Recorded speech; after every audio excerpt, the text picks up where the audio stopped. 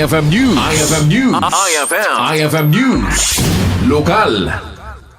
Ni Miss Crystalline Saldivar, may isang instructor, iti Mariano Marcos State University College of Business Economics and Accountancy. Tinangidaulo kadagiti Ilocano Youth Awardees, kalpasan anay inaganan a lead awardee, iti may ka sa 13 a Sirib Awards iti Ilocos Norte Centennial Arena. Iti pinangidaulo na iti dagop asya magasut ken 40 a Sirib Honoris na ikan ni Saldivar iti kangato na pamadayaw gapu iti pinangirepresentar na iti pagilian iti may ka 40 ket siya mga Southeast Asian and Japanese Youth Program wenno SSEAYP.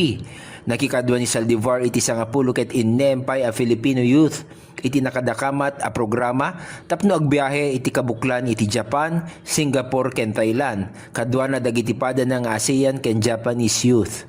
Iti mensahe na inkari ni Saldivar nga agserbi iti komunidad ti Ilocos Norte uroy no binigbig na asaanen ana ilaksid ti kinalaing ti Ilocos Norte.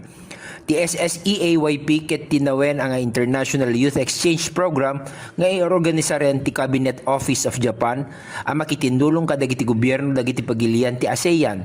Nairugi di 1974 ti programa ket pagtitipunan na dagiti agtutubong agbiag agadal ken agbiyahe asang sangkamaysa iti barko tapno mangbangon kadagiti singgalot ken pinangidaulo ti kultura iti ASEAN. Para iti IFM News, Idol Glenn Batuyong tatak IFM. IFM News. IFM News. IFM News. Lokal.